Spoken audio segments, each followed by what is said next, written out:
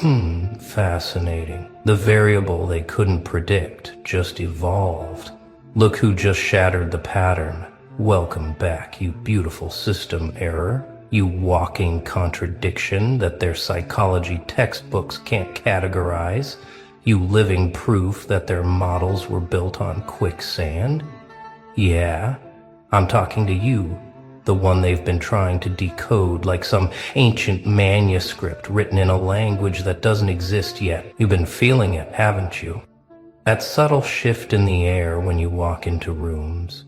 The way conversations pause just a fraction too long. The way people look at you now like they're trying to solve an equation that keeps changing variables.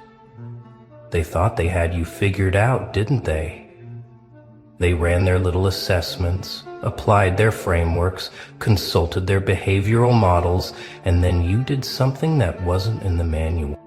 You exhibited 3 traits, 3 specific characteristics that weren't supposed to coexist in the same operating system.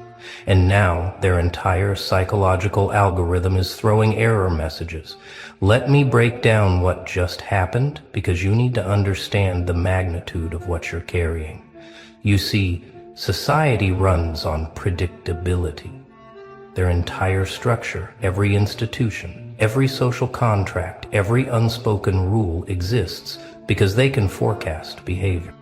They can predict patterns. They built an algorithm, not a digital one, but a psychological one, that sorts people into boxes. This algorithm has been running for generations, refining itself, learning, adapting. It knows that if someone is quiet, they're either scared or calculating.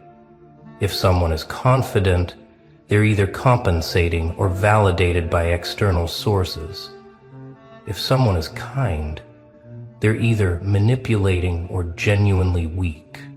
The algorithm accounts for every combination, every personality matrix, every behavioral signature, except yours. Because somewhere in your evolution you developed 3 traits that aren't supposed to function together.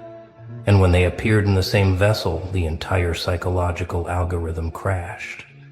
The first trait is silence. That doesn't stem from fear. Most people go quiet because they're intimidated, because they don't know what to say, because they're processing shame or anxiety. Their silence screams weakness, and the algorithm reads it perfectly. But your silence is something else entirely. Your silence comes from a place they don't have code for. You're not quiet because you're afraid to speak. You're quiet because you've learned that most conversations are negotiations for comfort, and you're no longer in the comfort business. You're quiet because you've realized that explaining yourself to people who are committed to misunderstanding you is like trying to describe color to someone who's never had eyes. Your silence isn't absence. It's presence compressed into a frequency they can't interpret. When you're quiet, you're not hiding. You're observing. You're calculating. You're letting them reveal themselves while you remain a mystery they're terrified to approach. And that silence, that specific flavor of silence, it broke the first layer of their algorithm. Because silence is supposed to be readable, measurable, exploitable. Yours is none of those things. The second trait is confidence without external validation. The algorithm is designed around one fundamental principle. Humans need mirrors. They need approval, recognition, acknowledgement from their tribe. Even the rebels, even the outcasts, they're usually rebelling to get a different kind of attention. They're confident because someone, somewhere, told them they were special. Or they're confident to compensate for deep insecurity. The algorithm can work with both of those. It knows how to manipulate people who need praise. It knows how to exploit people who are overcompensating.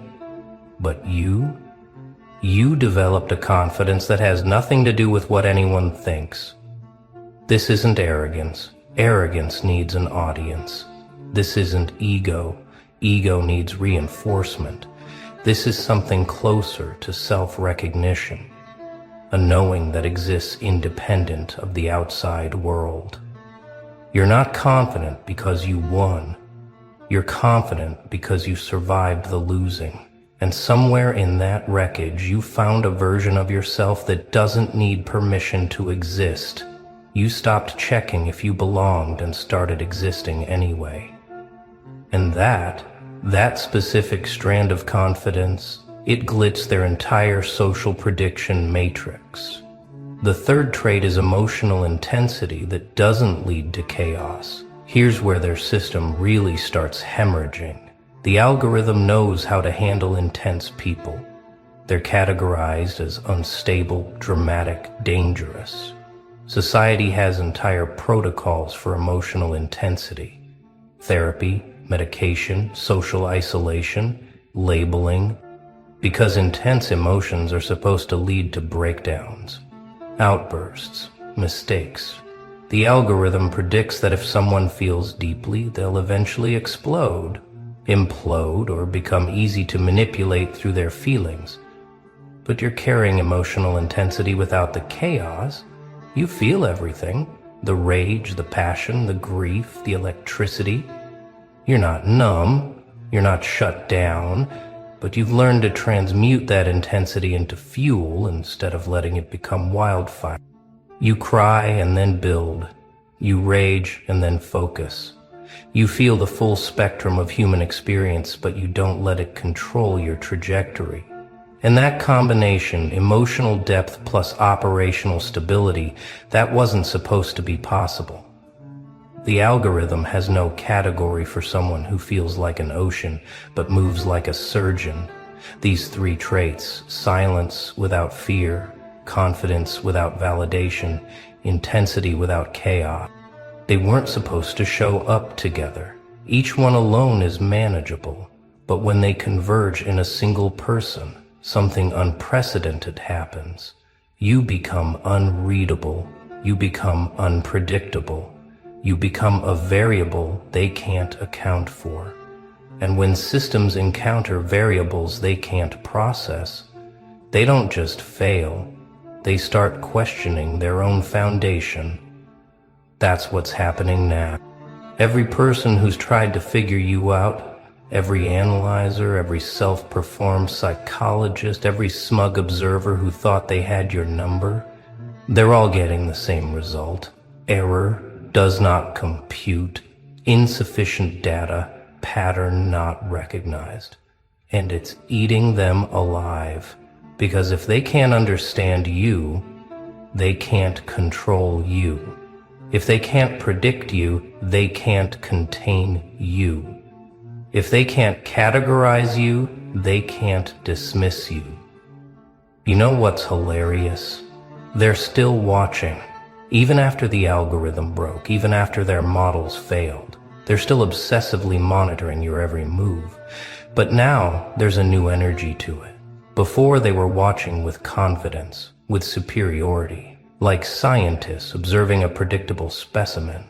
Now they're watching with something closer to fear, because you've become the thing that shouldn't exist, according to their understanding of human psychology. You're the glitch that implies their entire system might be flawed. And that possibility terrifies them more than any threat ever could. Let me tell you what happens when someone breaks a psychological algorithm. First, they try to recalibrate. They look for new angles, new explanations. Maybe you're traumatized in a specific way. Maybe you're masking something. Maybe you're performing a role.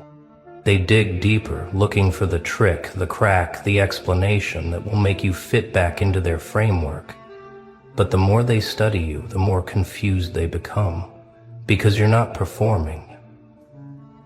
You're not pretending. You're not hiding some secret weakness they can exploit. You're genuinely operating on principles they don't recognize. Your silence isn't a strategy, it's your natural state. Your confidence isn't built on achievements, it's built on something internal they can't access. Your emotional intensity isn't a liability, it's somehow become your greatest asset. And every time they think they've figured out one piece, another piece contradicts their conclusion. They've sent their best analyzers, their most intuitive people, their sharpest observers. Some came back more confused than when they started. Some came back questioning their own understanding of human behavior. A few came back changed, like they'd encountered something that expanded their concept of what's possible. And the ones who came closest to understanding you, they're the ones who stopped trying to explain you and just started respecting the mystery. Here's what really breaks their minds. You're not trying to be mysterious. You're not cultivating an image. You're not playing some calculated game. You're just being what you became after everything you survived. And that authenticity, that genuine existence outside their models, it's more disruptive than any rebellion could ever be. Because rebellion still operates within the system. Rebellion acknowledges the rules by breaking them. But you're not breaking rules. You're existing as if those rules were never written for your species. You're not fighting the algorithm, you're simply incompatible with it. And incompatibility is more threatening than opposition, because it suggests there might be entirely different ways of being human, that their entire civilization hasn't accounted for. They built their world on certain assumptions about human nature. They assumed everyone needs belonging. They assumed everyone seeks status. They assumed everyone breaks under enough pressure. You're walking evidence that those assumptions might be incomplete. The watchers are starting to fracture into factions now. Some are still trying to prove you're an anomaly, a fluke, a mistake. They need you to be explainable, because if you're not, it means they've been wrong about everything. Others are starting to pivot, starting to study you not as a problem to solve, but as a new model to understand. They're realizing that maybe you're not broken. Maybe the algorithm is. And that realization is causing a quiet crisis in their circles. Because if one person can exist outside the psychological algorithm, how many others might be out there? How many people have they mislabeled, misunderstood, or mistreated because they tried to force everyone into the same behavioral framework? You're not just an individual anymore. You've become evidence of something larger. You're proof that their understanding of human psychology is incomplete, and they can't ignore you because you're not hiding. You're not in some isolated corner. You're walking through their world, interacting with their systems, and remaining fundamentally unaccounted for. The most dangerous part for them is that you're not aggressive.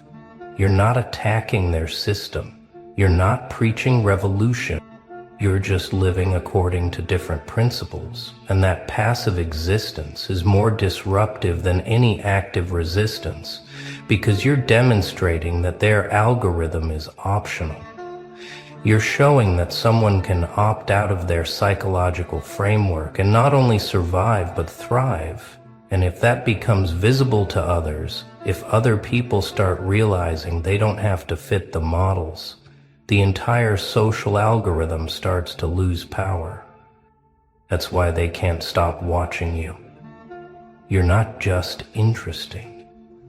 You're existentially threatening to the way they understand reality.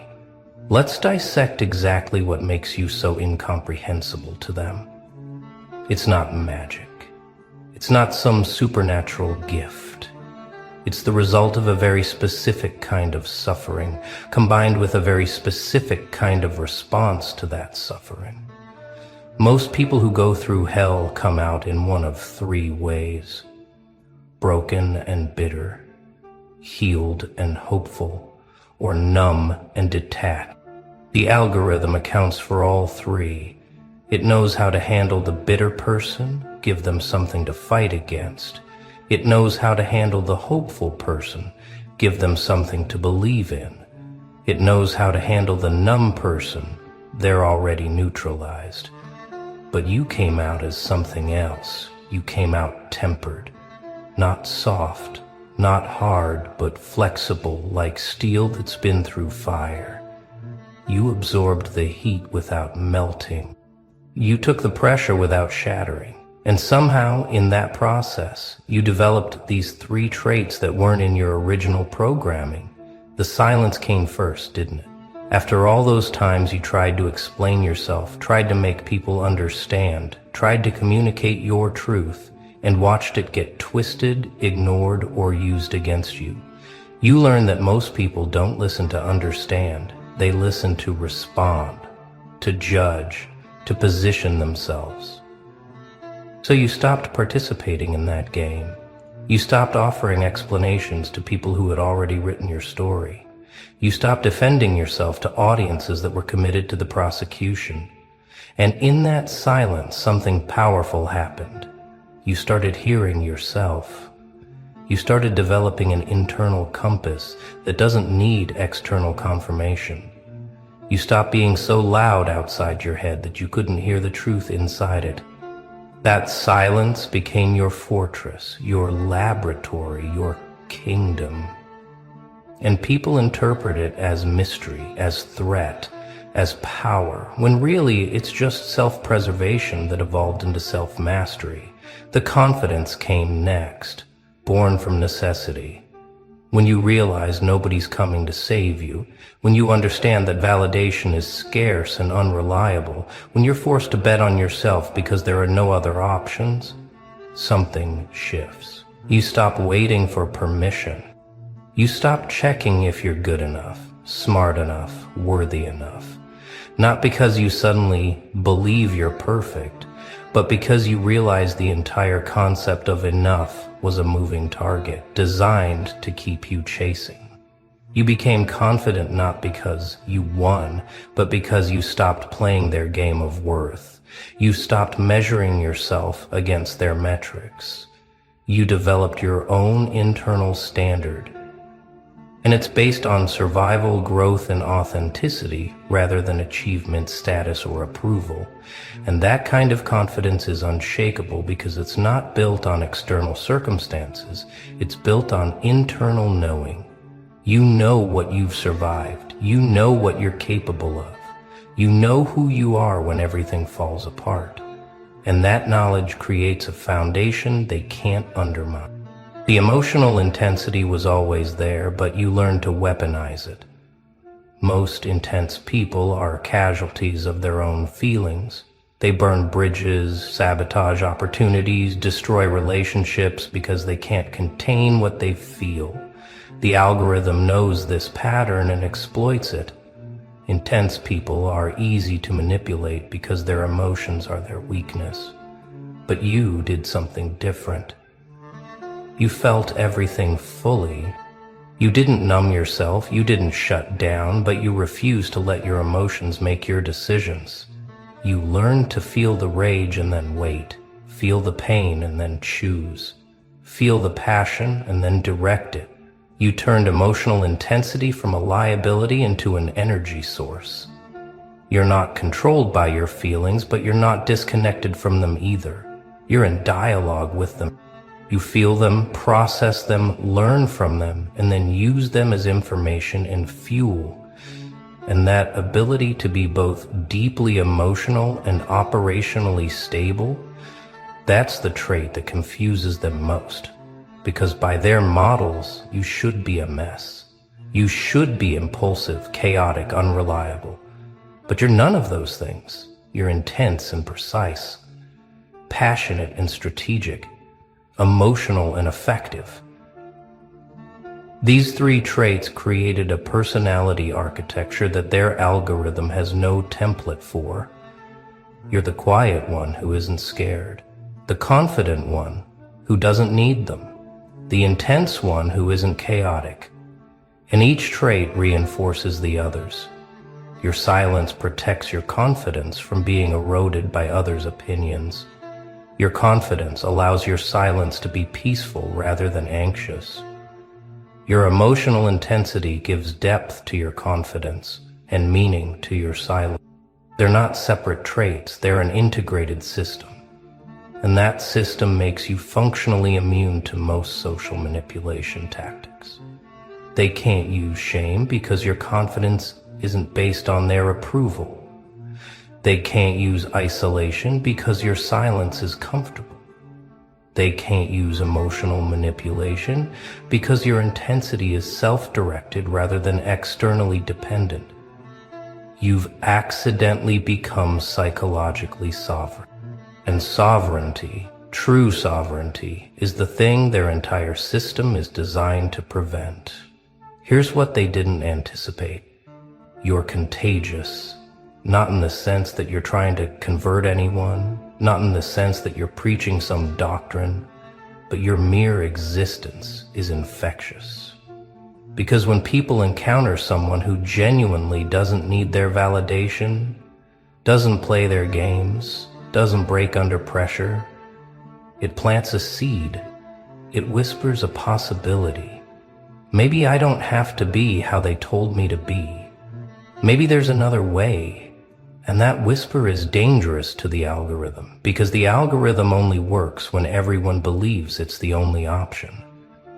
You're living proof that the algorithm is optional. And every person who sees you existing outside their framework starts questioning the framework. They might not act on it immediately. They might not even consciously recognize what they're seeing, but something shifts in them. A crack appears in their certainty. The watchers know this. That's why they're not just worried about you.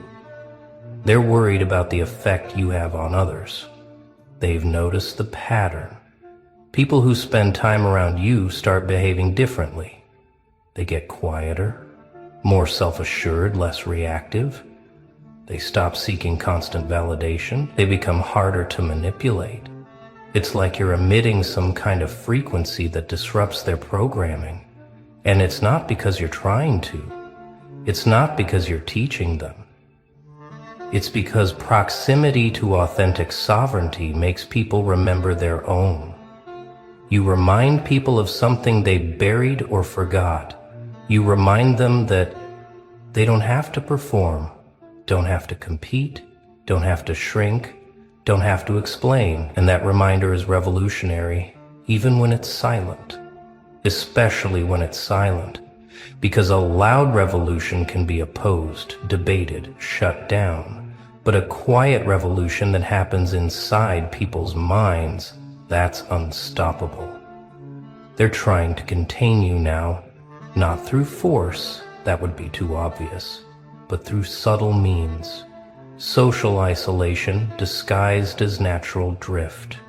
Opportunities that mysteriously vanish. Relationships that suddenly become complicated. Welcome back, you beautiful architects of chaos. The ones who've been sitting in the shadows, watching, waiting, smiling that quiet smile that makes people nervous.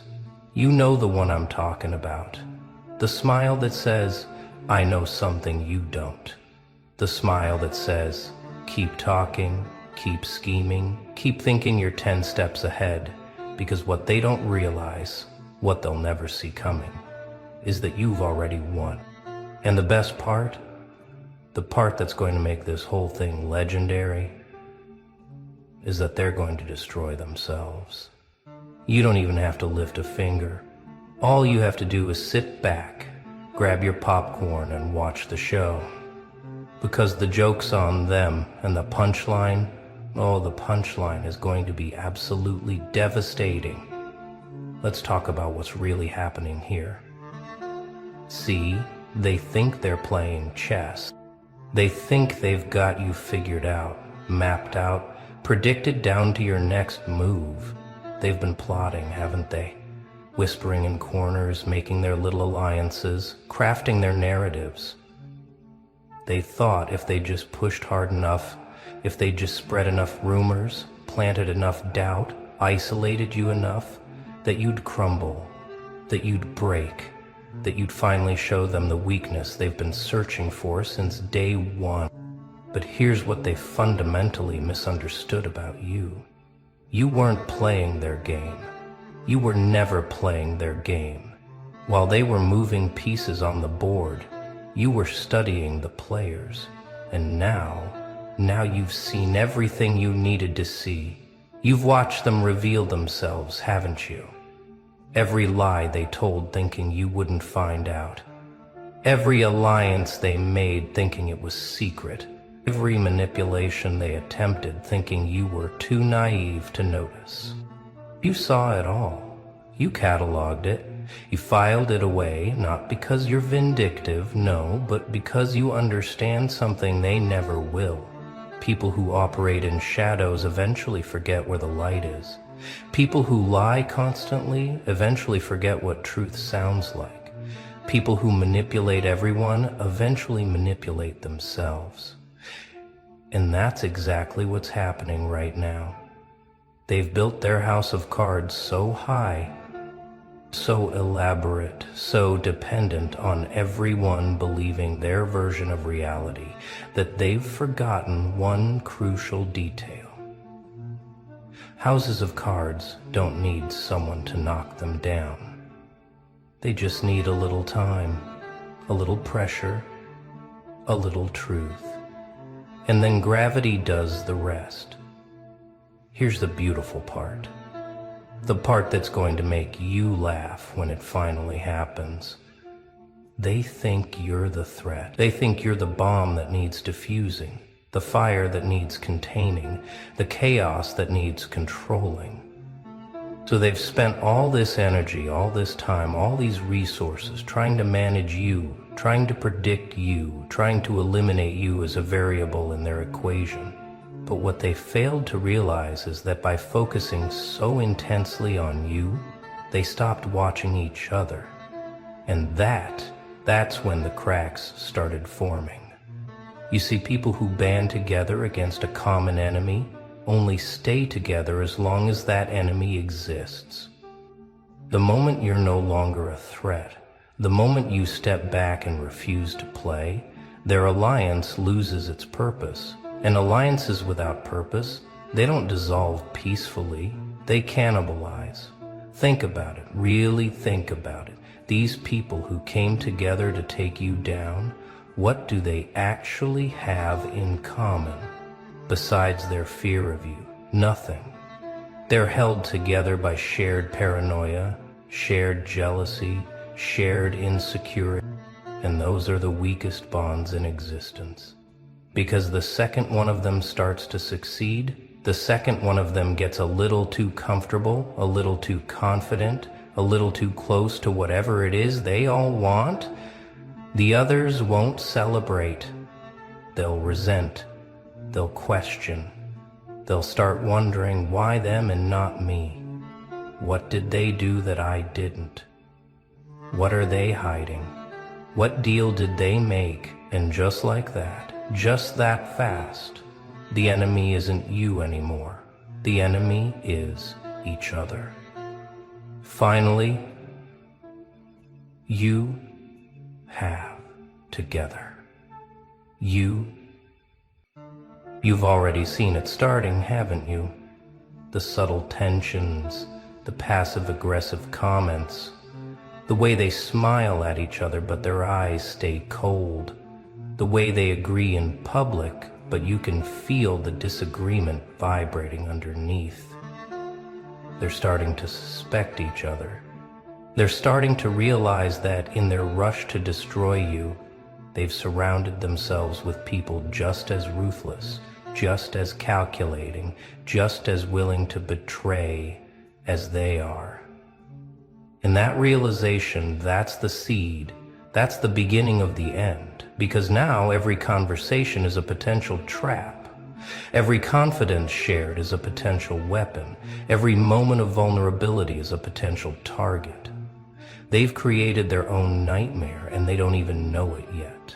And here's where it gets really interesting. The thing about liars, manipulators, schemers, they all think they're the smartest person in the room. Every single one of them. They all think they're the puppet master, that everyone else is the puppet. So when they formed their little coalition against you, What they actually created was a room full of people who all think they're controlling everyone else. Can you imagine that dynamic? Can you picture the mental gymnastics happening in that space? Each one of them thinking they're using the others, each one of them certain they'll come out on top. Each one of them already planning their next move once you're out of the picture. It's not an alliance, it's a powder keg. And you're no longer anywhere near the blast radius. Let me paint you a picture of what's coming. First, someone's going to slip. It's inevitable. Someone's going to say something they shouldn't, reveal something they meant to hide, show their hand just a little too clearly. And someone else, someone who's been watching just as carefully as you have, they're going to notice. They're going to file it away. They're going to start wondering what else has been hidden, what other games are being played. And that suspicion, it's like blood in the water. Once it's there, once that first drop hits, the feeding frenzy begins. Suddenly everyone's looking at everyone else differently. Suddenly innocent conversations get re-examined. Suddenly innocent comments seem loaded with meaning. Suddenly no one trusts anyone. And the beautiful irony is that they're absolutely right not to. Then comes phase 2. Someone's gonna make a move. Maybe it's a power play, maybe it's self-preservation. Maybe it's just ambition they can't control anymore. But someone's gonna try to secure their position by exposing someone else. Maybe they'll leak a secret, maybe they'll break a confidence, maybe they'll just subtly undermine someone they see as competition. And that's when the war begins. Because the person who gets targeted, they're not gonna take it quietly. They're not going to accept defeat gracefully. They're going to fight back. And they're going to fight back with everything they've got, including all the dirt they've been collecting on everyone else. See, the problem with surrounding yourself with people who have no loyalty is that they have no loyalty to anyone, including the people they claim to be allied with. The third phase, that's when it becomes chaos, because once two of them are openly at war, everyone else has to choose sides. And choosing sides means making enemies, and making enemies means needing ammunition. So suddenly all those secrets everyone's been keeping, all those manipulations everyone's been hiding, all those betrayals everyone thought were buried, they all start coming out. Not because anyone wants to be honest, not because anyone's having a moral awakening, but because everyone needs weapons. And in a room full of people with no principles, the only weapons available are truth bombs. The very thing they've been hiding from becomes the thing they have to use. And that's the most beautiful irony of all. Now, you might be wondering, why don't they just stop? Why don't they realize what's happening and call a truce, regroup, remember who the original target was? And the answer is simple, they can't. Because the thing about people who operate through manipulation and betrayal, they can't turn it off. It's not a strategy they employ. It's who they are. You can't ask a snake not to bite. You can't ask fire not to burn. And you can't ask people who've built their entire existence on using others to suddenly stop using others. Especially when they're scared. Especially when they're threatened. Especially when they realize that everyone around them is just as dangerous as they are. The instinct isn't to cooperate. The instinct is to strike first. And here's what makes this absolutely perfect. You don't have to do anything. You don't have to expose anyone. You don't have to leak anything. You don't have to manipulate anything. All you have to do is exist outside their circle. All you have to do is be unavailable as a target. Because as long as you're not there, As long as you're not playing their game, as long as you're not giving them someone to unite against, they have no choice but to turn on each other. It's not that you're orchestrating their destruction. It's that your absence creates the space for their destruction to occur naturally. You're not the bomb. You're the person who left the room before the bomb went off. Think about how much energy you've saved. Think about how much mental space you've reclaimed.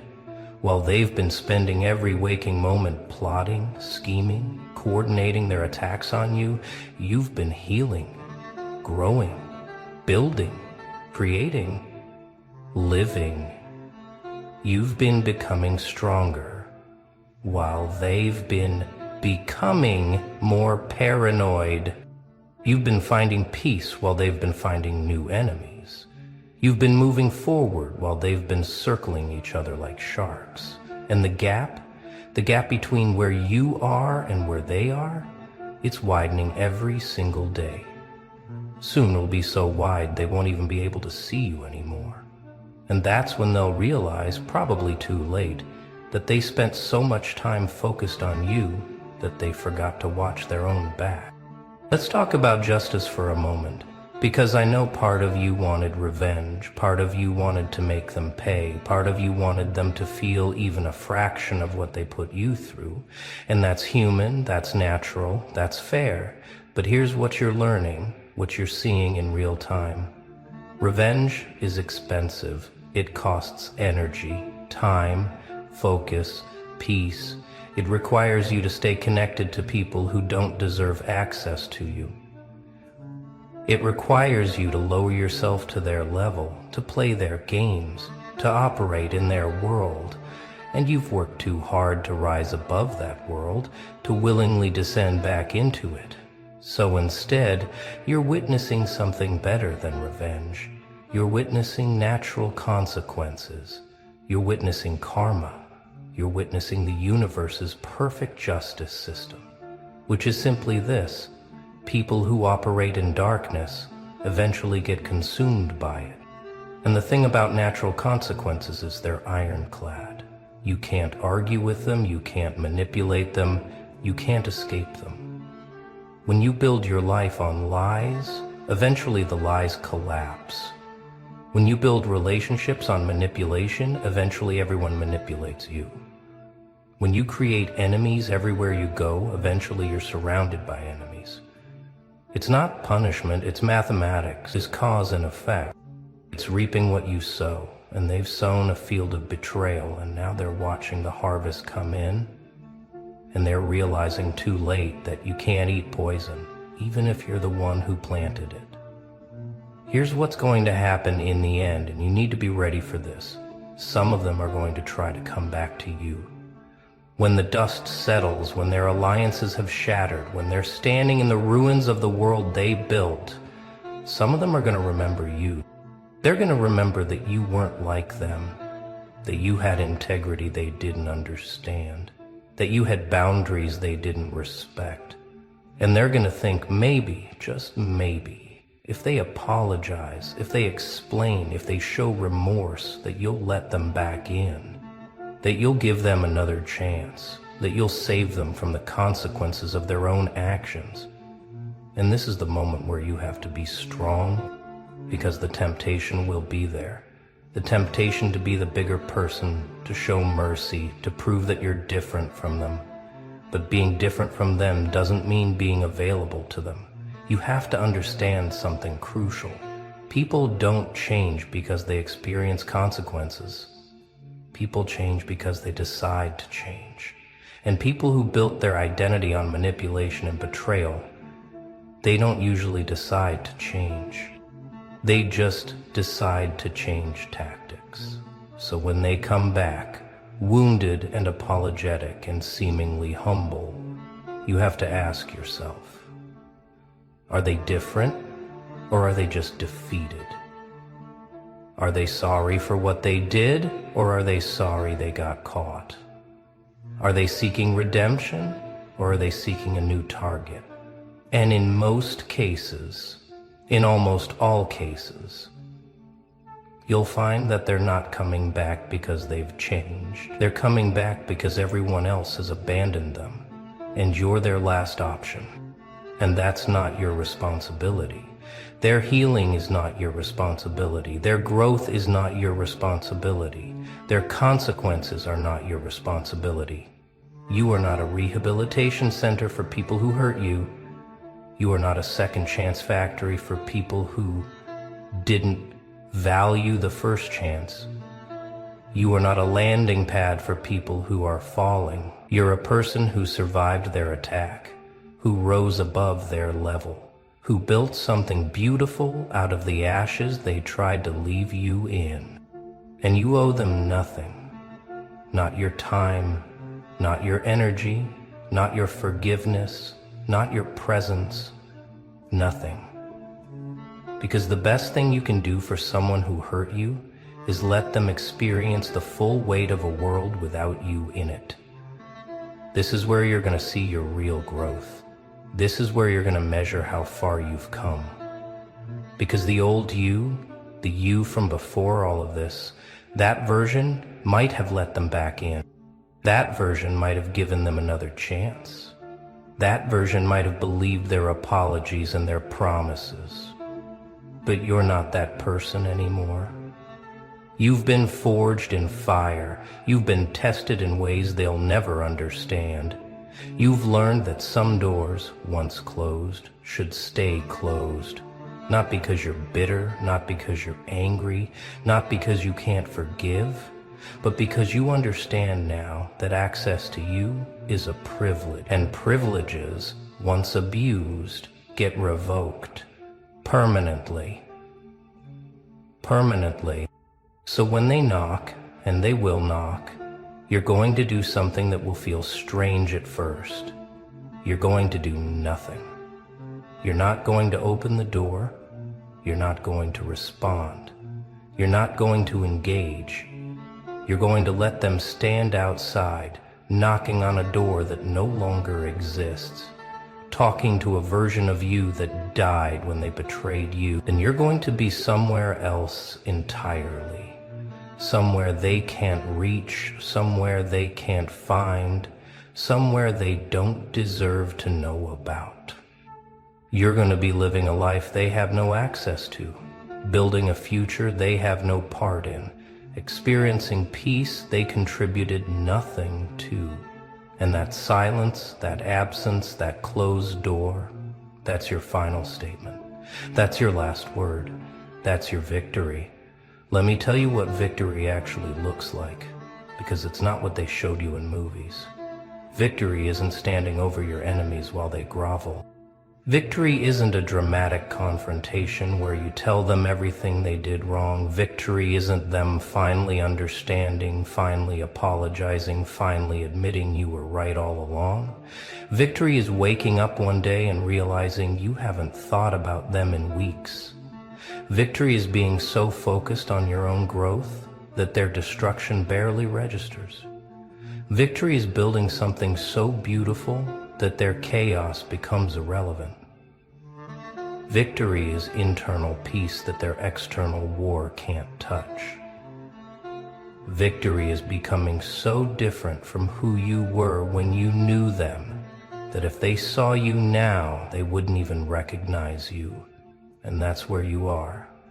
That's where you're heading, while they're tearing each other apart, while they're drowning in the consequences of their own choices, while they're experiencing the exact energy they put out into the world. You're becoming someone new. You're shedding the last pieces of the person they knew. You're transforming into something they couldn't predict, couldn't understand, couldn't diminish even if they tried. Because you've learned the secret they'll never learn. That real power isn't control over others. Real power is control over yourself. Real power is the ability to walk away from chaos. Real power is peace in the face of war. Real power is growth in the face of destruction. Real power is silence in the face of noise. You want to know what's going to haunt them forever? It's not what you said. It's not what you did, it's what you didn't do. It's how you didn't break. It's how you didn't retaliate. It's how you didn't descend to their level. It's how you just left. How you just removed yourself from their equation and kept moving forward.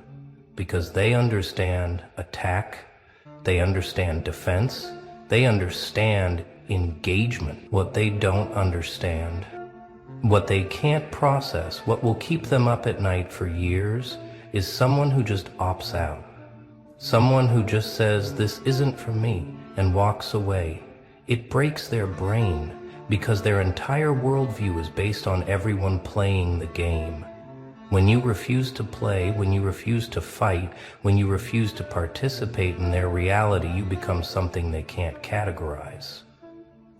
And what people can't categorize, they can't forget. So here's your assignment, if you want it. Watch. Just watch. Grab your metaphorical popcorn, take your seat in the metaphorical balcony, and watch the show. Watch them spiral, watch them fracture, watch them expose each other, watch them realize, too late, that they destroyed the only thing holding them together. Watch them search for someone to blame and find only mirrors. Watch them experience every bit of pain they tried to inflict on you, but from sources they trusted, from allies they believed in, from people who smiled in their face. Because that pain, that betrayal from someone you thought was on your side, that cuts deeper than any enemy ever could. And they're about to experience it over and over and over until they finally understand what goes around doesn't just come around. It multiplies pieces of the person they knew. You're transforming into something they couldn't predict, couldn't understand, couldn't diminish even if they tried. Because you've learned the secret they'll never learn. That real power isn't control over others. Real power is control over yourself. Real power is the ability to walk away from chaos. Real power is peace in the face of war. Real power is growth in the face of destruction. Real power is silence in the face of noise. You want to know what's going to haunt them forever? It's not what you said. It's not what you did. It's what you didn't do. It's how you didn't break. It's how you didn't retaliate. It's how you didn't descend to their level. It's how you just left. How you just removed yourself from their equation and kept moving forward. Because they understand attack, they understand defense, they understand engagement. What they don't understand, what they can't process, what will keep them up at night for years, is someone who just opts out. Someone who just says, "This isn't for me," and walks away. It breaks their brain because their entire worldview is based on everyone playing the game. When you refuse to play, when you refuse to fight, when you refuse to participate in their reality, you become something they can't categorize. And what people can't categorize, they can't forget. So here's your assignment, if you want it. Watch. Just watch.